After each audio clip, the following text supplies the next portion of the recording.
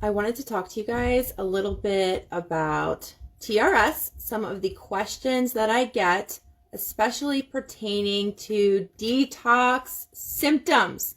This is one of the most common questions that I get. Will TRS give me any kind of symptoms of detox?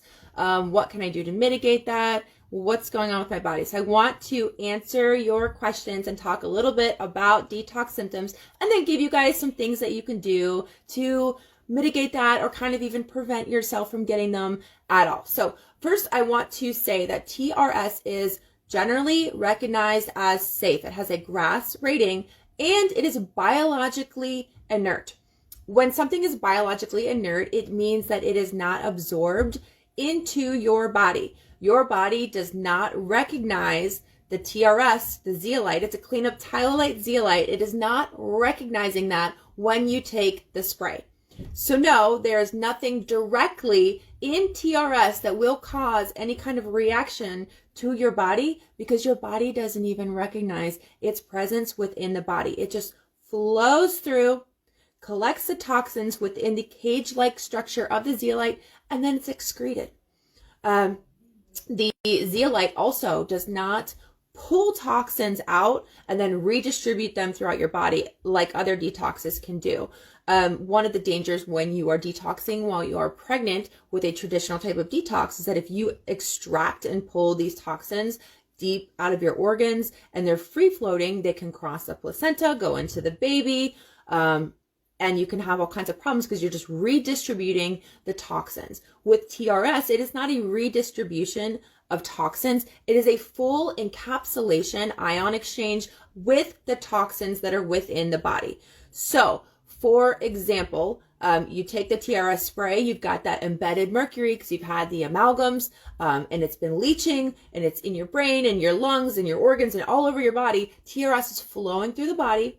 It's doing the ion exchange with those heavy metals and toxins. Those are being completely encapsulated within the cage-like structure of the zeolite. This cannot be broken within the body. It takes over 900 degrees Fahrenheit to break the zeolite bonds. If your body is going over 900 degrees Fahrenheit, we're not worried about toxin redistribution. That's an entire different issue.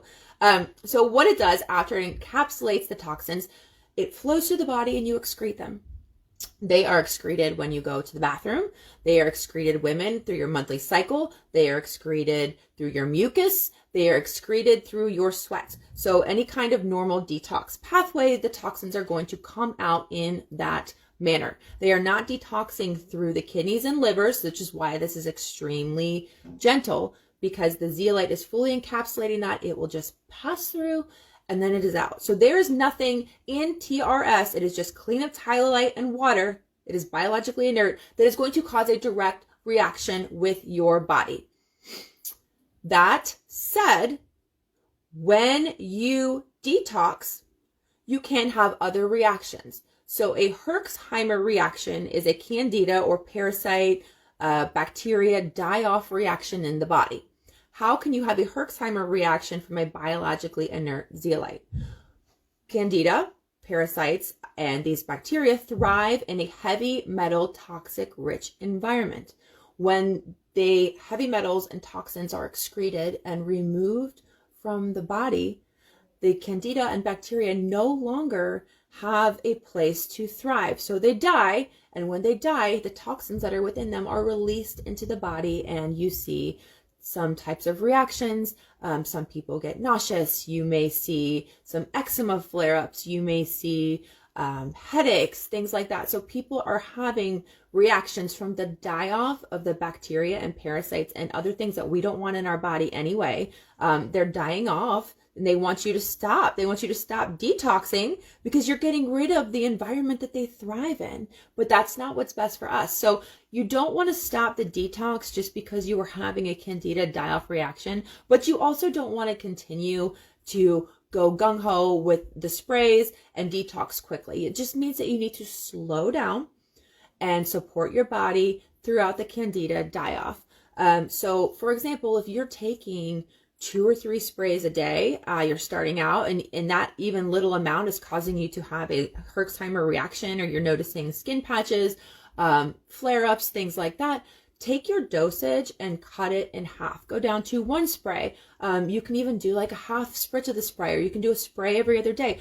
Everyone will have a different number of sprays that will ease them into the detox, and it will be different for everybody because your body is different from my body. We all have different toxic burdens. We all have different overloads. We have different genetics, different genes. People with the MTHFR gene mutation take a little bit longer and they don't detox as efficiently. So they may need to start out with like a spray every other day or a half spray. One way that you can do half spray is just a little half pump of the spritzer. Another thing that you can do is to take the bottle, dump half of it in another glass container, fill it up with filtered purified water, and kind of give it a little shake. And now you can do a full spray, and that's really just a half spray. So there's some things that you can do to kind of ease into it, and just everyone needs to find their number. So I always recommend that everybody goes very slowly. I always start the kids with 1 spray every other day. If you feel that you have a very large toxic burden, you can start that way too. Adults are usually okay with 1 a day, and then you slowly increase. So if you're feeling great and you're having no reactions, then go ahead and add that other spray. If you are doing 2 sprays and you try to go up to 3 and all of a sudden you're starting to feel like a Herx reaction coming on, then just go back down to 2 and kind of ease into it and do that for a little bit longer. It just means that you need to take the detox a little bit slower.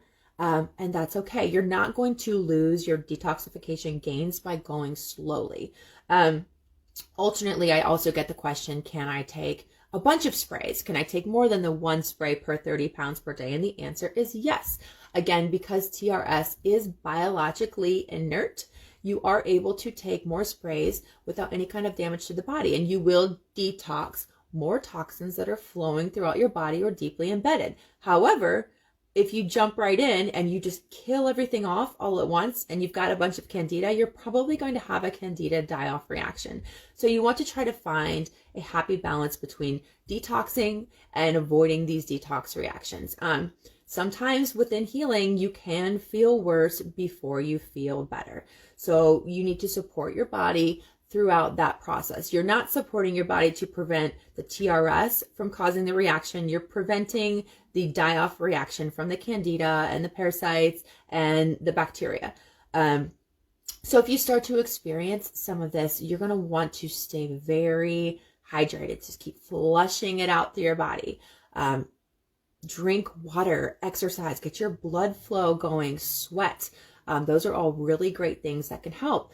You're going to want to support your kidneys and liver a little bit more. So look into some herbal teas that you can take.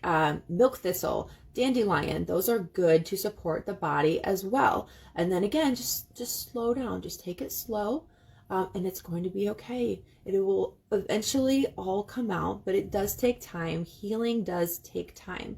Can you get cold-like symptoms as you're detoxing? Yes, because the mucus is another detoxification symptom, right? And when you have a lot of mucus in the body, that's your body's way of protecting you from absorbing all of these pathogens and dirt and grime or whatever it is. It absorbs it to protect it from being absorbed into your body. So when the mucus comes out, it's pushing this stuff out via the mucus. Do some lymph massage. You can massage your lymph nodes. Some people will say, I noticed that my lymph nodes are swollen on TRS. What's going on? Your lymph nodes need to be massaged. You can take a roller and you can kind of roll that out and help it along. Exercise, sweat, again, get your body moving, get this stuff moving out and through your body.